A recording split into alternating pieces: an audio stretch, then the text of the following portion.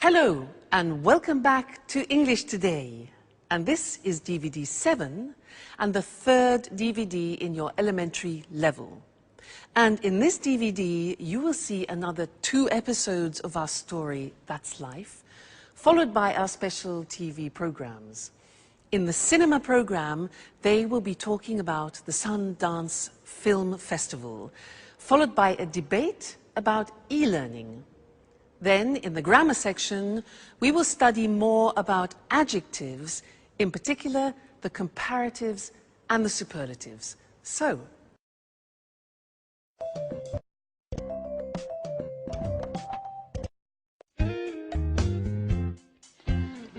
well, guys, why don't we go to the cinema tonight? That's a great idea. What's on? Well, there's the new film with Schwarzenegger. That should be good. You're joking, right? No, I'm not. What would you suggest? How about going to the disco? The disco. Are you crazy, Alice? That's not even music. That's simply noise. Come on, Peter. It's Saturday night. We have to do something special. Something exciting. And going dancing is surely more exciting than going to the cinema. I agree with Alice. Let's go dancing. What about a third choice?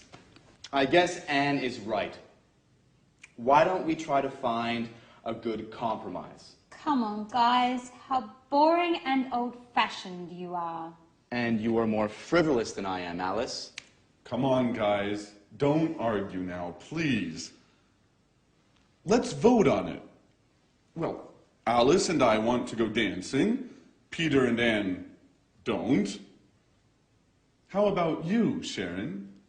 I don't know. Well, the disco is probably more entertaining than the cinema. Great. Okay, guys. 3 against 2. Let's go dancing.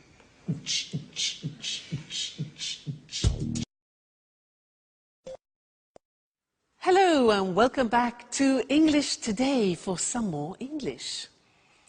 Now, what would you prefer? Discotheque or cinema? Dancing or a film? Well, we're going to look at comparatives now. I have to buy a camera and I need to choose one. I have to make a choice, so I have to compare 2 different types. Here I have 2 types, look. This one here and this one here. Now they're quite different. Listen to the language I use when I compare them, okay? Now, this camera is smaller than this one. This is really quite big. It's bigger than this. And it's also heavier, this camera, than this one. This is a light camera, so it's lighter than this model. Now this model looks more sophisticated and probably more artistic than this one.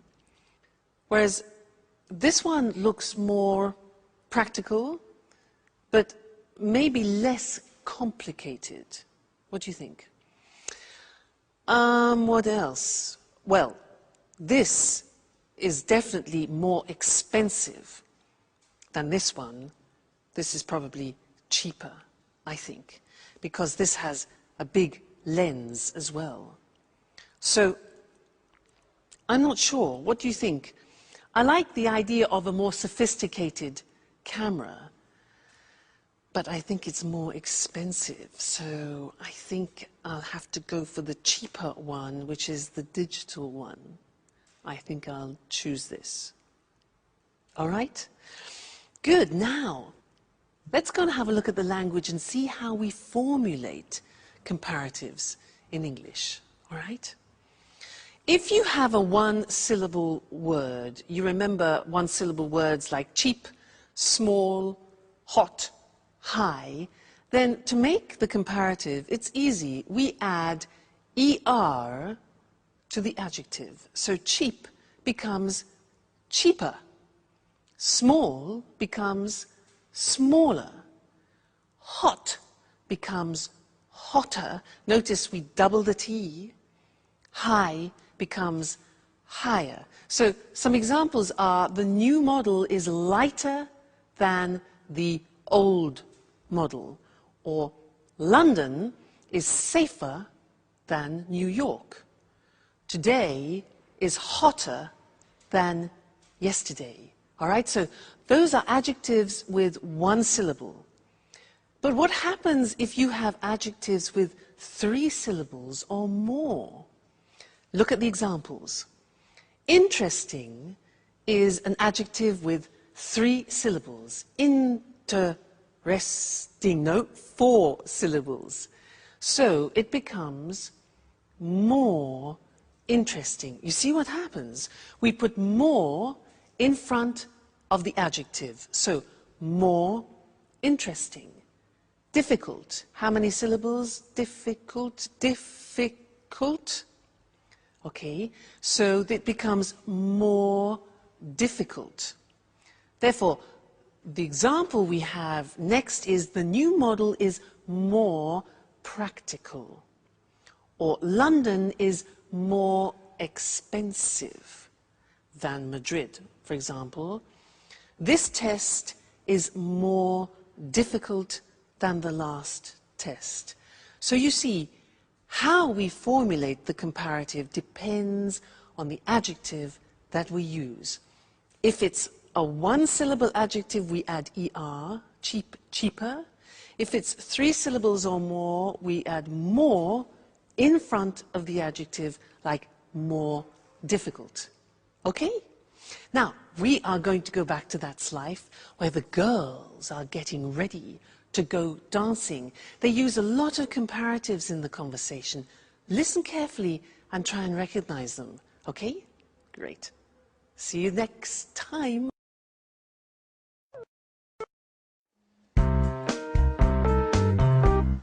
Here's my party hat. How do you like it? You look great. I envy you. Hats really suit you. Well, I envy your room, Anne. But with all this traffic, how do you sleep? Oh, I'm used to it. Which disco are we going to? Paradise. It's a new disco on King's Road. It's very nice. Did Tom and you go there together? Yes, we went last Saturday. We spent a nice night together.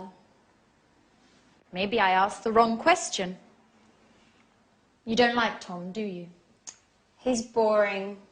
Very boring. Besides, he's an Aries, and he talks too much. Last night, for example, he showed me all the pictures of his holiday in the Alps. He talked for an hour about the mountains. But I hate the mountains. Why do you say that? The mountains are beautiful and spectacular. I prefer the beach. It's more relaxing and entertaining. Oh, I don't know. I think the beach is more boring than the mountains. Why do you say that? Well, think about it.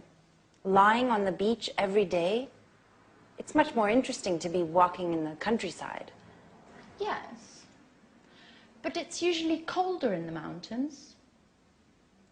I think the beach is also more romantic. Girls, stop talking nonsense. How do I look? You look very pretty, Alice. Thanks, Sharon, but you look better than me. No, how can you say that? You're much more tan than I am. Yes, but you are in better shape. And me? How do I look? You are very pretty too, Anne. I'm sure I'm not nearly as beautiful as you. Come on, guys. Stop making stupid comparisons. Let's just say that we're all different. Hey, girls. Okay, are you ready? I need your advice. Which shirt is better according to you? The red one, it's much better than the blue one for a disco night. And you, Sharon? What do you think? Well, I think the red one is funnier, while the blue one is more professional. I prefer the blue one. So, girls, which shirt should I put on? I told you, the red one. With that one on, you look more macho. Yes, macho. That's the right word. Really? Macho? I like it.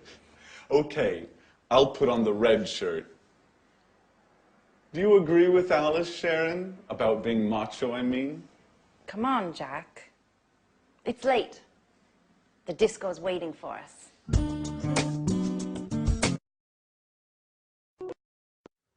Hello again, and welcome back. I want to continue talking about comparatives in this lesson because last time we talked about how we compare with adjectives with one syllable and 3 syllables and more.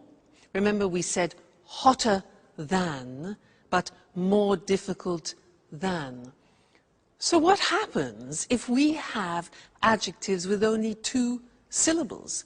For example, like heavy or easy. Well, we say heavier and easier, but the spelling changes. And that's what I want to show you on the screen now, because the Y at the end of easy and heavy disappears. Look. Happy is an example with an adjective with 2 syllables ending in Y. Happy becomes happier. Take out the Y, put in I-E-R, okay? Then funny, funnier, and easy, as we said before, easier. Heavy again, another example, heavier. Okay, so be careful. Remember that the Y becomes an I. Some examples. I'm happier than you. His joke was funnier than mine. English is easier than Russian. All right? So that's important to remember. But that's not all. There are some real exceptions, as always, in the English language, also in the comparative form. And that's what I want to look at with you now. It's very important. The question is, what is the comparative of good? The comparative is completely different. It's better. So you would say, this camera is better than that camera. All right, so good becomes better. What about bad? Again, it's completely different. Bad becomes worse. Today's weather is worse than yesterday's, okay? Bad, worse. And one more example, far, which means distance, far becomes further or even farther. Both possibilities, farther written F-A-R-T-H-E-R, as you can see on the screen. All right, so those are the big exceptions. Good becomes better. Bad becomes worse. Far becomes farther or further. You choose. Examples, walking is better than running. Today, the weather is worse than yesterday. And Southampton is further than Brighton. All right? So those are all the most important things that you need to know when you're comparing things. Don't forget the exceptions. They're very, very common and easy to forget. All right? Great.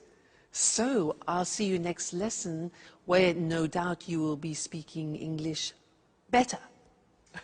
Okay? See you then.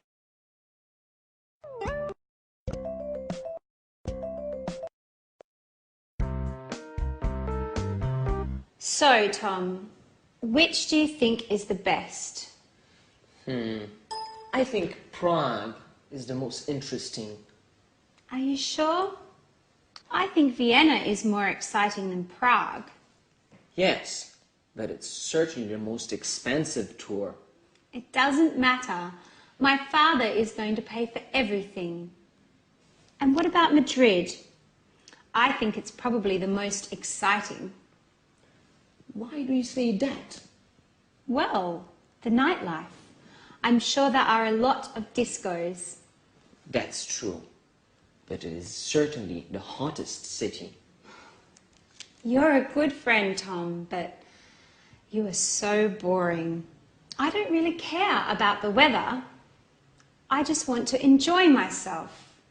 This trip is my father's birthday present to me.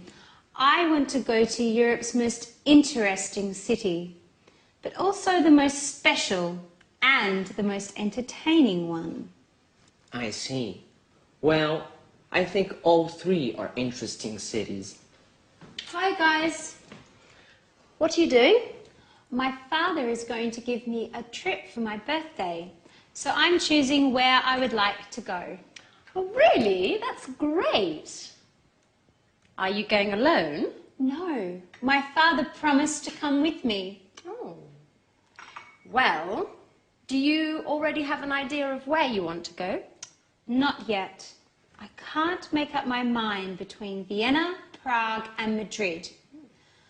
Tom was making some precious suggestions. But she isn't taking my advice, as usual.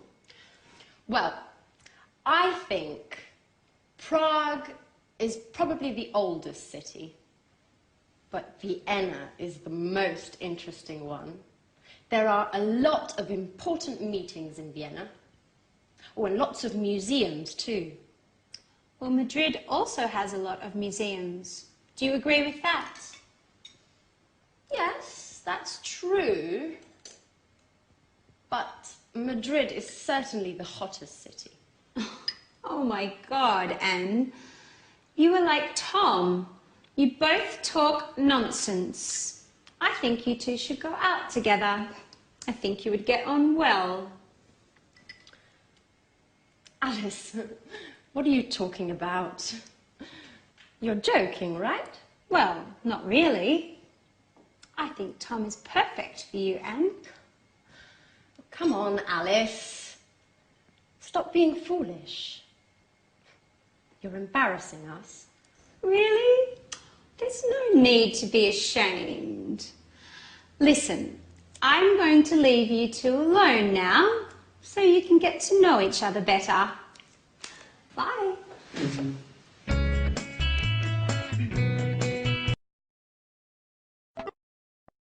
Hello again. Now that's an interesting couple. Tom, who is an obsessive museum goer, Anne, who is an obsessive cleaner. Put them together, and what have you got? The cleanest museum in the world.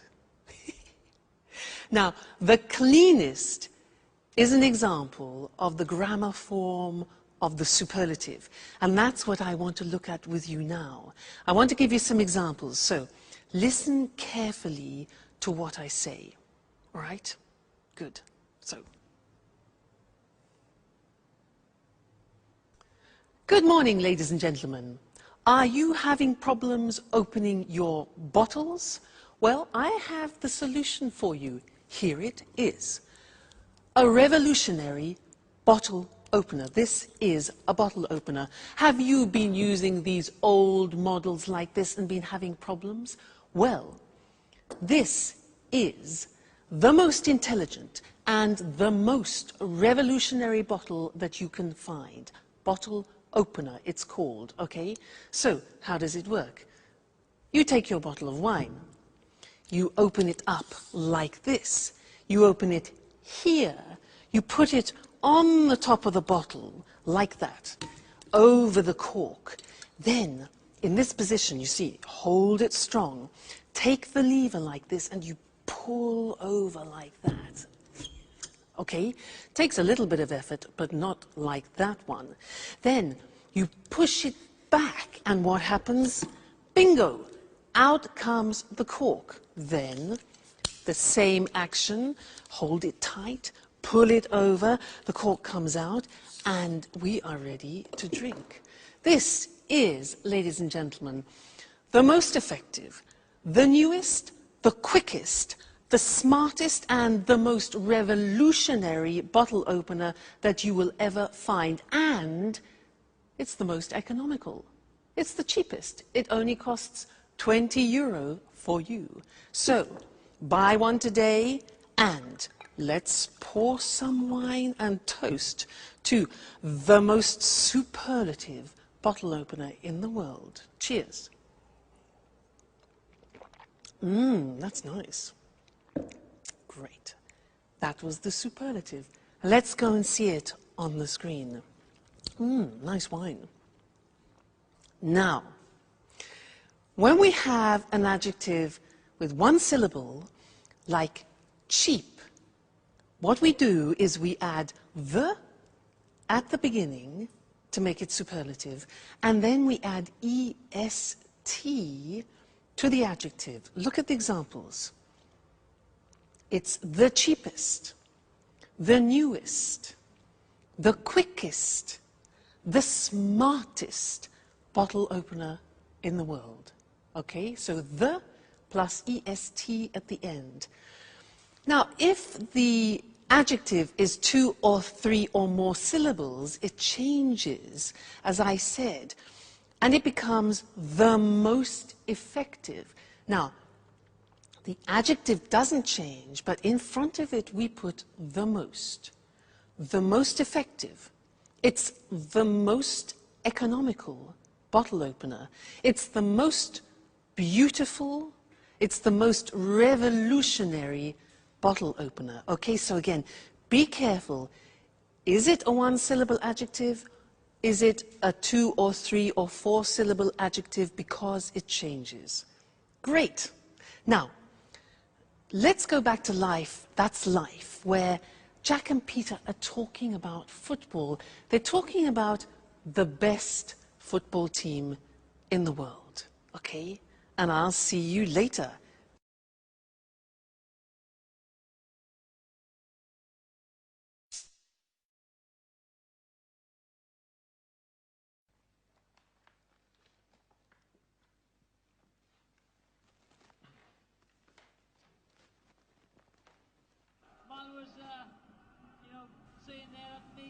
Hey, Peter. Did you see the match yesterday evening? Which match? Which match? Ajax versus Juventus. Those teams are boring. Excuse me. Excuse me. Ajax is the best football club in the world. I'm afraid I don't have a clue. I know that only music matters. Anyway, in your opinion, which is the best team? I don't know. I heard Arsenal is the best one of all time. They've got the most aggressive players, the most important coach, the toughest goalkeeper. Peter. Peter, you are so mistaken. Okay. What's so great about Ajax? Well, first of all, their defense is superb. It's much more intelligent than Arsenal's. No. Still, No. But you promised me. You're always busy. No, I don't want to go anymore. Anyway, thanks, Daddy. Thanks for your present. You are the worst father in the world. Don't worry, I'm going to have a great birthday all the same. Yes, with my friends. They do love me. Bye.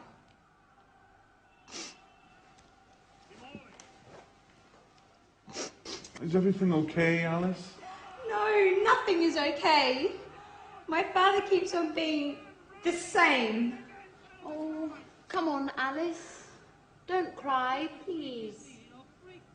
Tell us what happened. Well, you know, I told you my father decided to give me a trip for my birthday.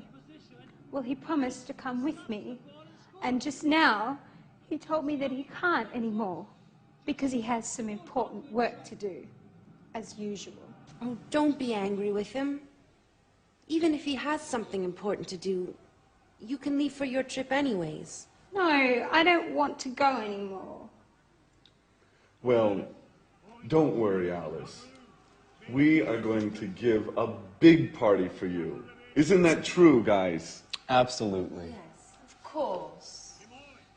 You are the most brilliant, the smartest, and the funniest roommate we've ever had. Even if sometimes you are a bit lazy. You need a special party. Thanks a lot. You are the best friends in the world.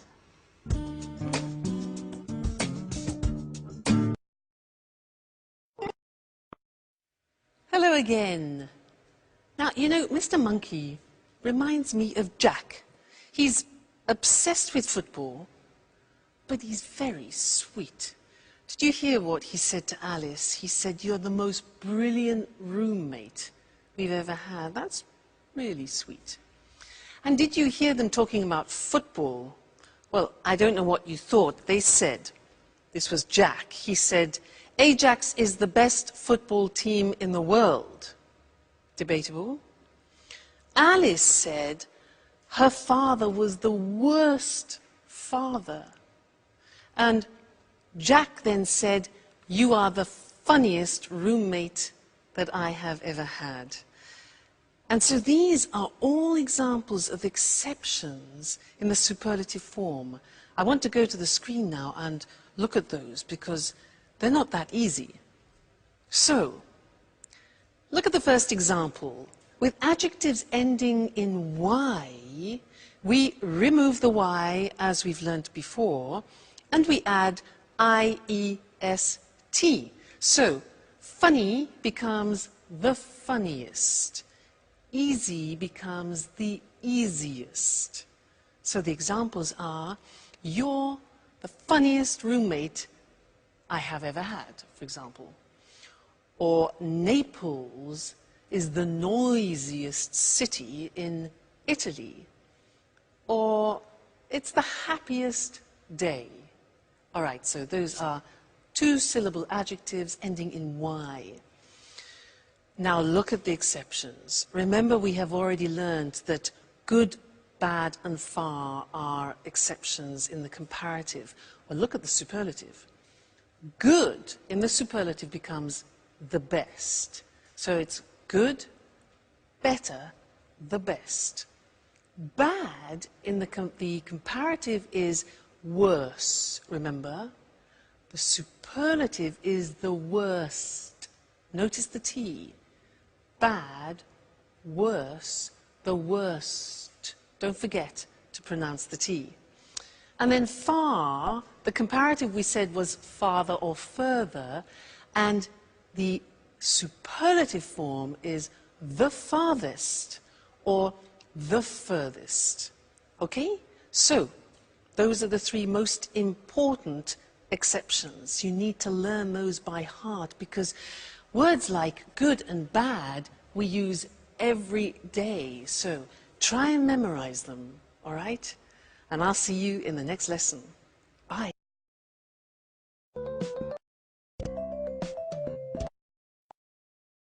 Good morning, good morning. Welcome to this week's edition of Talk Cinema. Here in the studio with me is Sanjeev Gupta, our cinema expert. Good morning, Sanjeev. Good morning. Well, Sanjeev, what are you talking about today? Today I want to talk about the Sundance Film Festival. Sounds interesting. I've heard of the Sundance Festival. What exactly is it? Well, to put it simply, Sundance is a festival for independent films and people interested in them. Okay, can you explain what an independent film is? Independent films, sometimes they're called indies, are films that don't come from the major Hollywood studios. They're produced and financed by the directors themselves, and they're usually low-budget productions. But of course, this doesn't mean that they're appreciated less than normal commercial films. Of course, independent films can be very interesting, and often they deal with contemporary issues. Exactly. You can't compare independent films with Hollywood blockbusters. They're two completely different things. Well, Hollywood films are more spectacular. They're usually high-budget productions, and the money comes from the Hollywood studios, not from the directors. There's more money to spend, so they can feature famous stars. There's another important difference here. Hollywood movies are distributed throughout the world. That's how they make so much money at the box office. Right, Sanjeev? Right, Lucy. On the other hand, independent films generally win the praise of cinema critics, but make less money at the box office. OK, let's go back to the Sundance Film Festival. Well, this festival has nothing in common with the Oscars night in Los Angeles, but it is the most important film festival in the world for independent films. It's important because it promotes the work of many young directors. When did the festival start? Robert Redford organized the first festival 25 years ago. The festival takes its name from Sundance Kid, the character Robert Redford plays in the film Butch Cassidy and the Sundance Kid. Today, the Sundance is divided into two sections. The main section is called the American Competition and is for American films and documentaries. The second section is the World Cinema Competition. This is for all other films. You know, Sundance is great fun. In addition to the films, there are parties and concerts and also special meetings for film students. Well, the Sundance Festival sounds fun. It's smaller and younger than other film festivals. There aren't lots of Hollywood stars. The awards aren't as prestigious as the Oscars. But it's an important festival. Right, Sanjeev? Right, and don't forget, it's great fun.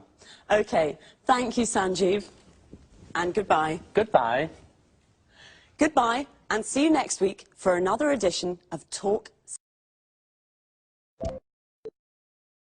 So, the Sundance Festival takes its name from the Sundance Kid, the character that Robert Redford plays. A character is a person in a film.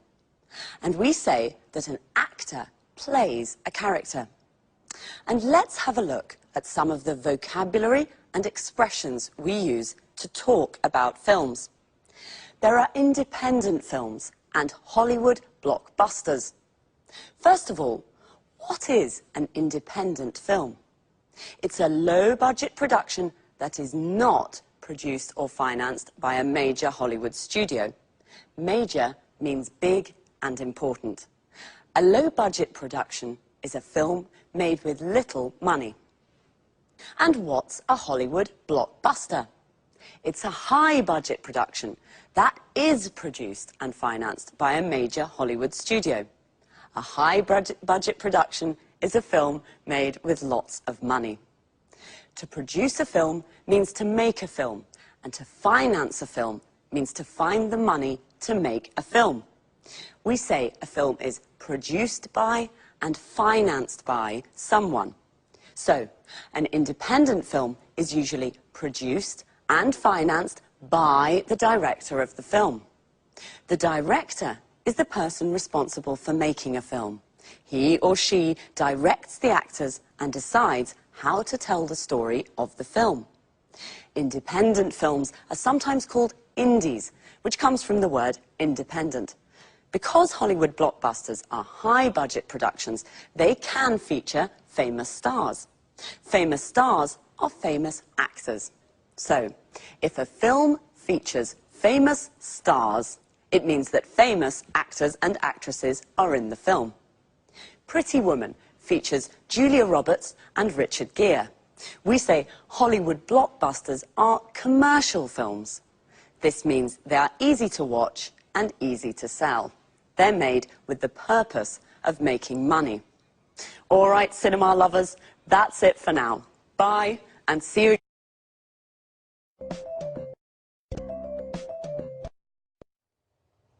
Hello. Welcome to this week's edition of Let's Talk, the Saturday evening debate with our commentators Tom and Marie. Good evening. Tonight I'd like to hear your thoughts about e-learning. You know, when I was a teenager, I hated school and studying. As you can imagine, my exam results weren't very good, so I couldn't go to university. Now, I'd like to study philosophy, and I'm thinking of taking a distance learning course using my computer and the internet. Well, e-learning. The E means electronic, so e-learning is electronic learning. This is a new and convenient way of studying. Many universities around the world now offer distance learning degree courses via the internet. You can take a course from a university in England or in the States without leaving your home. That's true, but you need to have a lot of motivation to take an e-learning course. Why? Well, good time management skills are very important for successful e-learning. You mustn't waste time. You must study a little every day. It isn't always easy, especially if you work. Okay, e-learning courses can be more difficult. Traditional courses can be better. But there are many advantages to studying for a degree at a distance. What are these advantages? In fact, let's talk about the advantages and the disadvantages of e-learning. Okay. One advantage, you can study when you like and where you like. I see. So it's a flexible way of learning. Exactly. Another advantage is that e-learning gives people a second chance to take a university course without giving up your job.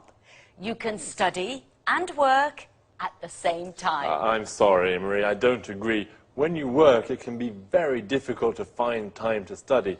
Besides, students can feel lonely and isolated when they study by themselves. Wait a minute. This is where the electronic part helps. There's lots of interaction with other students and course tutors. Some courses use virtual classrooms to teach small groups. You can see your tutor and other students on your computer screen. You can talk with them and use text chat or email and discussion forums too. Today, most courses include study skills information on how to study well at a distance. Okay, but some course materials can be really boring, just like reading books online. And some e-tutors are very inexperienced and don't know how to teach in this new way. And remember that dropout rates are high for e-learning courses. Yes, I agree with some of what you say, but good multimedia course materials can be very stimulating as they use audio, images, and text together to teach. Okay, I see that you both have strong opinions on this topic. This discussion is very interesting, but I'm afraid we've run out of time. So, e-learning, the new independent way of studying with advantages and disadvantages. My philosophy course? I'll have to think. So, goodbye to our commentators, Marie and Tom. Goodbye. Goodbye.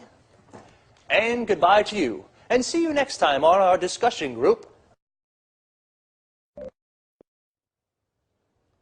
Well, I'd like to take an e-learning course, but I'm not sure that I have the motivation I need. Notice how we say, to take a course. For example, to take an English course means to study English.